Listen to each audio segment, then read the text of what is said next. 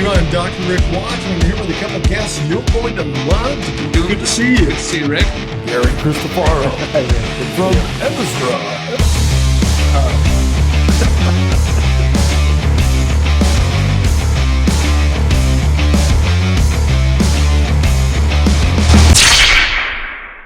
Hello, welcome to the interview. I'm Gary Cristofaro, in for Dr. Rick Watch. And today we have a very special guest with us. She is the Director of Partnership of Christians and Jews with the organization CAMRA, which is the Committee for Accuracy in the Middle East Reporting and Analysis. Tricia Miller. Tricia, it is so good to see you. Thank you for coming. I mean, you are a special guest, always. I've always appreciated any time we've had time together, but even more so because of the topic we're going to cover today.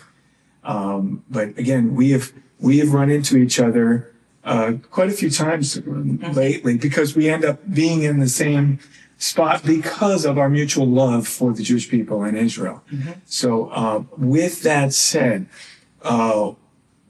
one of the things we talked about off camera was the fact that not every Christian gets it, right? And, you know, we think naturally that the church and all Christians should understand the connection and love and support for Israel and the Jewish people. But that's not the case, is it? No, it's not, unfortunately.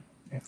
I want to preface that with saying that a large majority of the evangelical world does wholeheartedly support Israel and the Jewish people. Amen. However, my concern and part of the work that I do at CAMRA through the Partnership of Christians and Jews is to build Jews and Christians together, number one, but also to educate Christians on why we should stand with the Jewish people. And oftentimes there is a tremendous lack of understanding and knowledge. There's biblical illiteracy in the pews. There's lack of teaching from the pulpits.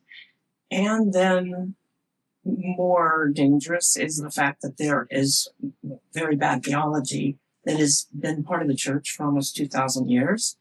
The belief that the church and Christians have replaced Jews and Israel in the purposes of God.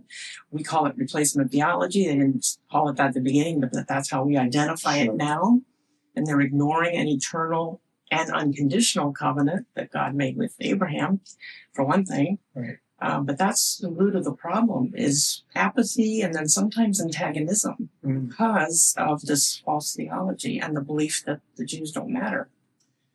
Well, you hit it right on the head. And so really pastors, seminaries, right. There needs to be a retraining in some cases. And what I've seen, and I know that you've experienced, is not only does it turn into, from replacement theology, it turns into almost an anti-Israel bias. You know, we get this pro-Palestinian, the poor Palestinians, which we know that's a whole other story. Maybe we can, if we have time to talk about. Mm-hmm. But there's anti-Zionism, anti-Israel bias that comes out from this, isn't there? Yes, there is. And really, now there is no difference between anti-Zionism and anti-Semitism. And I actually prefer to not use anti-Semitism, but use anti-Judaism or just being anti-Jewish, because the Arabs are Semitic people. That's true. So just saying anti-Semitism isn't really accurate because it's all about the Jews. It's hatred of Jews. Yeah. And the same arguments that are used to oppose the Jewish state have been used for 2,000 years to oppose the Jewish people. That is true. That is true. And now, I also want to clarify, I'm not saying Israel is a perfect nation or the Jewish people are a perfect people, but when they are criticized in ways that use a double standard and you make use of blood libels that have been used for hundreds of years, that's hatred of the Jewish people. Right. And Israel's just the corporate Jew. No, that's very true. We know from the scripture that there is an ancient hatred that stems all the way back. And I believe, personally, it's because the Jewish people represent the one true God. Yes. So we know that's the core of it. And then, but if we look back at the church age, the last 2,000 years, that's taken on a different life because it's this idea of, you mentioned tropes that are repeated over and over. Christ killer is Yeah. still one of those. And so this anti-Jewish bias coming from the church, to me, seems to be maybe the most nefarious one, because I can understand a little bit more, not that I'm saying it's right or approve of, the idea of the clash of civilization, maybe, Islam versus Judaism. It makes a little bit more sense to me than that of the Christian world coming against Israel. And not that, and I'm not trying to justify either or, but what do we have to do, Tricia, to educate the church? What is your organization doing to help educate the church? Well, first let me answer on the Christian level, on the spiritual level. We have to start in Genesis 12 and understand that God called this particular person, Abraham, to represent him and to tell the world about the one true God. Amen. And this was the beginning of the belief. Abraham was called out of a very idolatrous environment and called to go to this new land. He didn't even know where he was going. Went by faith and obedience. And then God made an unconditional covenant where Abraham was asleep during the covenant cutting ceremony, which shows that only God is responsible for this covenant, for maintaining it, and nothing Abraham's descendants through Isaac and Jacob can do will break it. Agreed. And so first we have to start there. So then what I do with camera is, when I'm speaking to Christian audiences, is start there and go through the scriptures from Genesis to Revelation. The Jewish people are there. God has a purpose for the Jewish people. It is not ended, and it will never end. They are God's representatives on earth. So I start there, but then there's a lot of error, propaganda, lies being told in the media. Camera is a media monitoring organization. We have departments that monitor all the media in English and Spanish, Hebrew, and Arabic. And I'm watching everything that's going on in the Christian world. And unfortunately, there's a lot to respond to in the Christian world to counter the lies. I imagine it keeps you quite busy. Yeah. I think it maybe you could give us some examples of the media bias and the lies that are being told. Okay. I want to look at a few of these. I have two stacks here. There's 7 fact sheets that we have been developing in the partnership. It's part of a growing curriculum that I'm preparing for churches and pastors to be able to use. And 3 of them deal with 3 of the most prominent lies about the ongoing war with Hamas in Gaza. So this is all still relevant information. There's 3 here. One's on civilian deaths. One's on the humanitarian crisis, supposed humanitarian crisis in Gaza. And one is the accusation that Israel's committing genocide. You hear it all the time. Against these people. They're completely false. This one on the humanitarian, this is the way all the fact sheets look. They're on 2 sides. It's consolidated information so that people can get a summary of it and be equipped to counter the lies. Let's start with genocide. What's the definition of genocide? It means that you're trying to annihilate a whole people. Well, the population of Gaza has increased.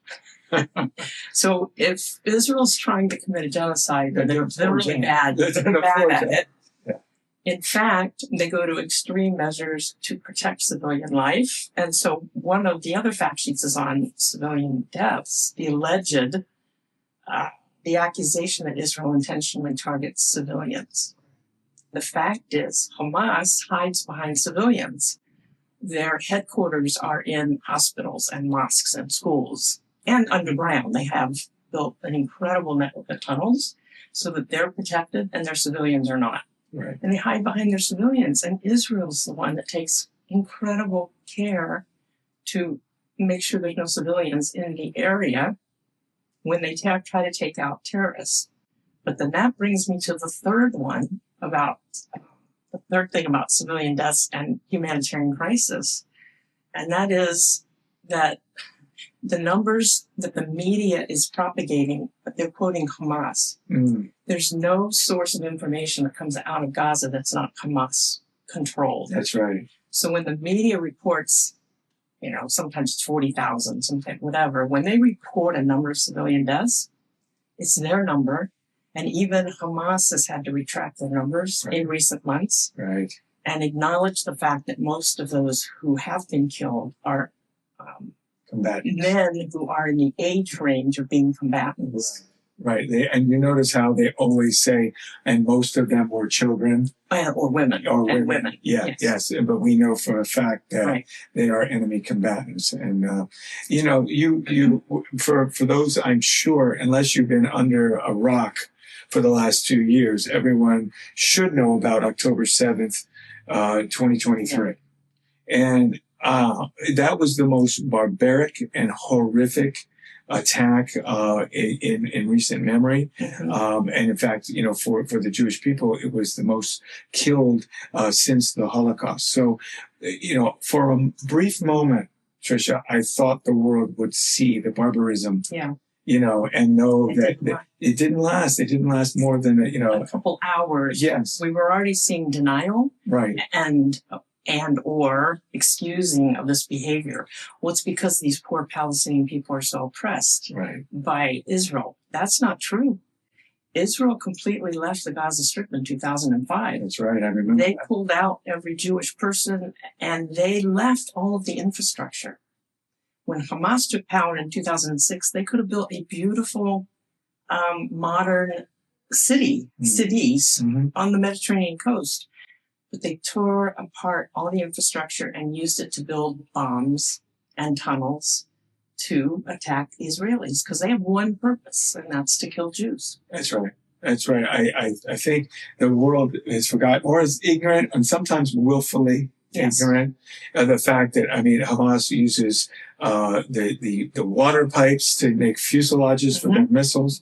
I mean, I've heard the argument of they're oppressed and occupied. And as you said, in 2005, then Ariel Sharon, the Prime Minister then, unilaterally withdrew from the region. So there hasn't been an IDF soldier in there occupying anything. They're not occupied. No. They had to. This was their attempt to show what they could do with a Palestinian state. Right. Most of the world cries for, they should have their own state, a Palestinian state. We've had one since 2005. This is what they do. They turned it into a terrorist den. It's sad. It's tragic. And the people who suffer the most are the innocents, the Palestinian men, women, and children who are not involved in the struggle. Although it's harder and harder, I think, to find those who are not somewhat involved or at least support what's going on. Well, that's one of these fact sheets is about the alleged civilian deaths. Yes. And one of the problems is figuring out who's actually an innocent civilian. Because when Hamas invaded Israel on October 7th, thousands of residents of Gaza were right there with them. They were not in military uniform. The definition of a combatant is that they're in a uniform. Definition of a civilian is that they're not. The vast majority of people who invaded southern Israel on October 7th were civilians. Right. Civilians many of the hostages that have been released have testified they were kept in civilian homes. The civilians know what's going on. One hostage that just recently was released said he had actually managed to escape for a few days and he was making his way through Gaza until some civilians recognized that he was a Jew, beat him badly, and turned him over to the terrorists. There you go. So and I've heard a number of the released hostages say there is not one innocent person in Gaza. That's a harsh judgment, but they were there and they know how they were treated. Yes. Yeah, I think when someone in civilian clothes behaves this way, there's no other term we can use today other than terrorist. And this may sound harsh to our audience, but it helps me to understand why God gave the command to destroy men, women, and children when we look back in the Torah, because we start to understand that fact that there's such a brainwashing going down all the way to generation. From the time they're born, they are brainwashed to hate Jews. Yes. And as the Israeli soldiers have gone into homes, because they have to go into homes also because weapons are stored in almost all the homes. Many of the homes have the entrances to the tunnels in the kids' bedrooms. So the soldiers have to go into the homes also they've been looking for hostages, but also to find the weapons, to find the terrorists. They say in every home, in many homes, there's copies of, Hitler's Mein Kampf. And in every home, there is the children's books, everything, the educational material. It is all about hating and hating the Jews and the need to annihilate them. Total brainwashing. And that said, the civilians have suffered because Hamas doesn't care about them, and Hamas uses them as civilian shields. And one of the main lies that's being propagated continuously by the media is that there's this huge humanitarian crisis in Gaza and that it's all Israel's fault. There is some problem with, quote, civilians. We really don't know how many of them are innocent civilians now. We just really don't know. But there are problems with some of them getting food, but it's because Hamas controls all the food. Israel has allowed, the accusations in the media have been that Israel has imposed a blockade on Gaza and has never allowed anything in since October 7th. That's a complete lie. Hundreds and hundreds of trucks have gone across the border every day. Every day. And Hamas takes over the trucks. They control the supply. And they steal. And they sell it for exorbitant prices. They control this. If you want to control a civilian population, you control their food. Yes, access. Absolutely. And Hamas has been in control of the food. And so if anybody's without food, it's because they can't get it from Hamas. They're in total control. Or they can't afford it. If you've not heard some of these things, I hope this is making an impact on you. We're going to hear more from Tricia here in a moment. We're going to take this quick break, and we'll be right back. If you are a Christian, then there is no question that you owe a great debt to the Jewish people. Unto them were entrusted the oracles of God. What does that mean? It means, if not for the faithfulness of the Jewish people, we would not have this. And therefore you would not know your God, and you would not know his Son. Israel and the Jewish people are under attack right now, and we owe them everything. The least that we can do is support them in their hour of need. So please go to EzraInternational.org and give to the Emergency Relief Fund, and your dollars will be used to help displaced and traumatized Jewish people throughout the land. And remember, if you do nothing, relief and deliverance will arise for the Jewish people from another place. Yet who knows whether you have come to the kingdom for such a time as this. Please go to EzraInternational.org and give your best gift today.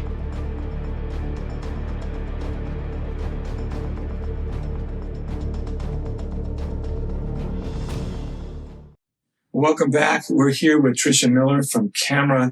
And Tricia, you before the break were sharing one fact after another about the atrocities of Hamas, not only perpetrated on Israel, but on their own people, starving them and controlling them in order to keep their power, keep their control in the region. So wanted to continue with these facts on the ground that our audience needs to know. And before this program is out, I'd like for them to know how they can get information from Camera from you. Well, before the break, we were talking about the so-called humanitarian crisis. Mm-hmm. The fact is, the Famine Review Committee of the United Nations, when they did a study in June of 2024, they found no evidence of famine. Mm-hmm. This is significant. This is a committee of the United Nations. The United Nations is historically very anti-Israel. They're completely. So the fact that it's a famine committee of the United Nations saying this, they couldn't find any evidence of famine. The definition of famine means that the population widespread faces malnutrition and hunger-related deaths because of a lack of food. That's a definition that comes from the United Nations. Mm-hmm.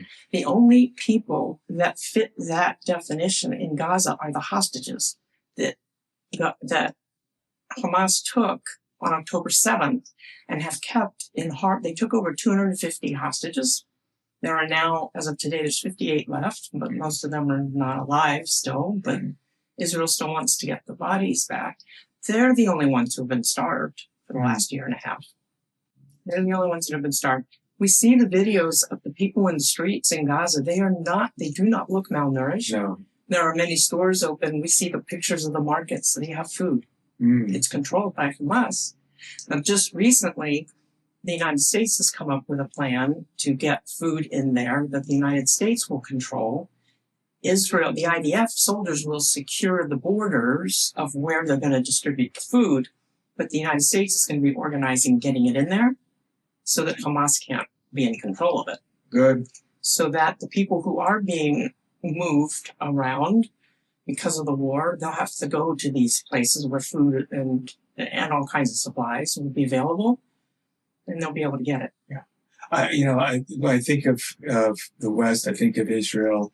Israel even exceeds our standards when it comes to humanitarian aid, and even the way they orchestrate this war, sending in leaflets or announcing where they're coming to bomb. They've done that for as long as I can remember, and yet they're still, no matter what they do, they're considered, the bad guys. They're considered, it's crimes against humanity, all the accusations. And you mentioned the UN, they've been complicit in propagating all these lies. But UNRWA is supposed to help the refugees. Tell us about UNRWA is the UN organization for relief, work. They're only focused on helping Palestinians. Mm-hmm. Who have allegedly been displaced from their homes, but that's another whole story. And most of their staff are Hamas members. Unbelievable. So they're not this nice, unbiased UN organization in there to help people. And there's such a lack of knowledge. We saw all the college campus protests that are going on, even as recently as a few days ago, with this so-called educated college students, I think brainwashed students, and not all of them are students. We know that. Yeah. But they're just repeating these lies and treating Hamas like some type of freedom fighters, and everything that you've said has proven that is not the case. This war is not about land.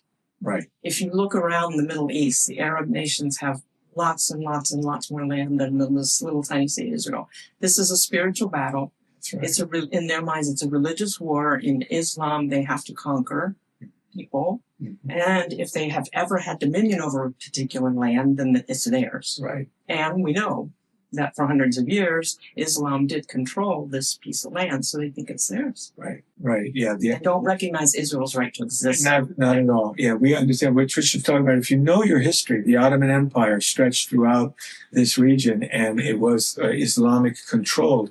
But we also know from your biblical history and just history period that Israel, as the longest, oldest, and most legitimate claim to all of this land, and that is another thing that's forgotten in the media and with our. And it's according to international law. You always hear in the media and all these other organizations, it's not, it's against international law. No, right. Israel was established according to international law.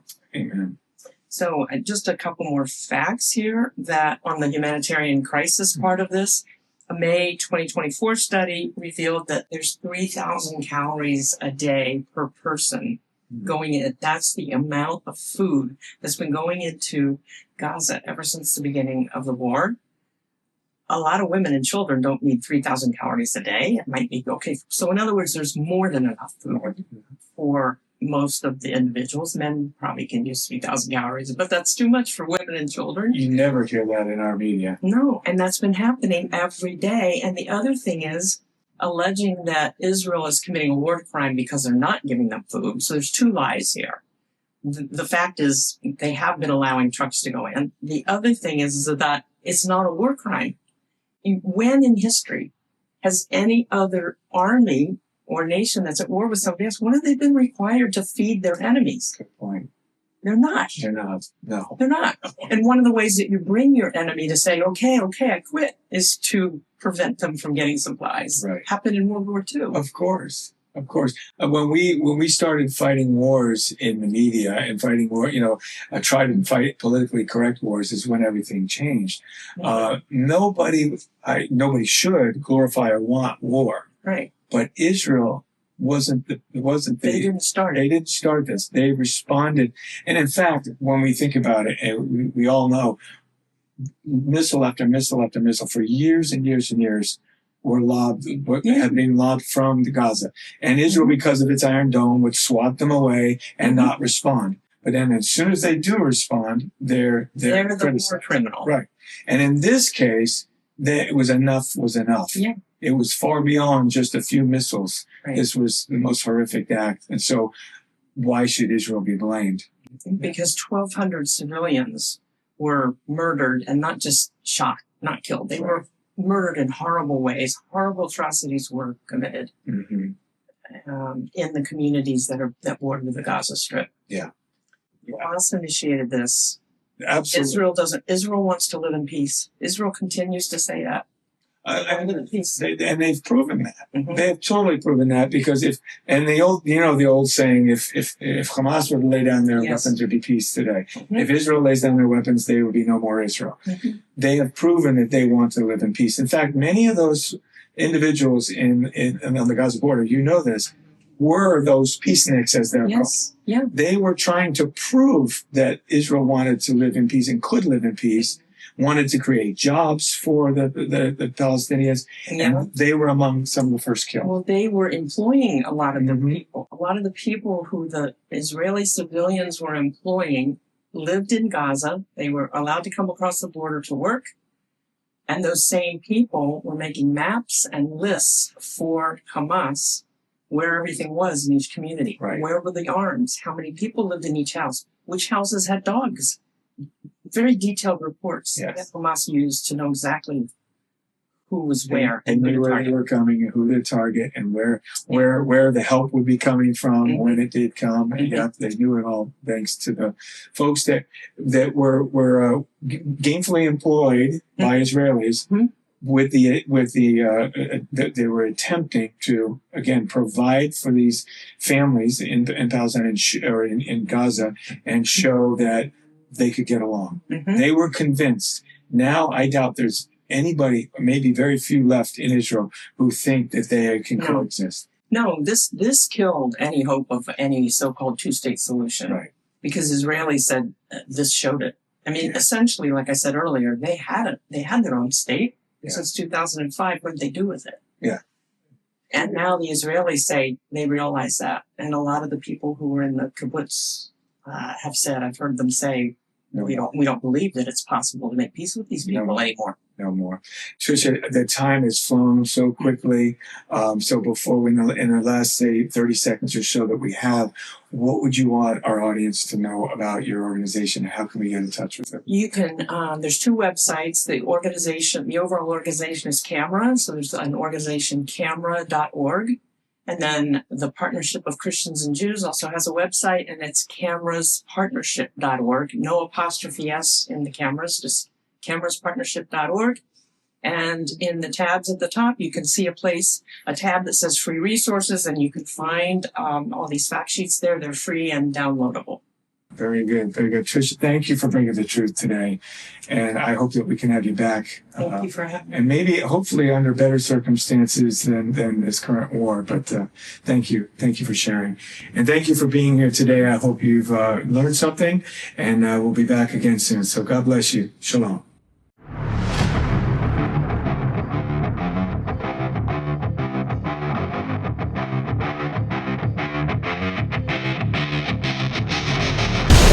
Interview. I'm Dr. Rick Watch. I'm here with a couple guests you're going to love. Good to see you. See you, Rick. Gary Cristofaro from Ezra.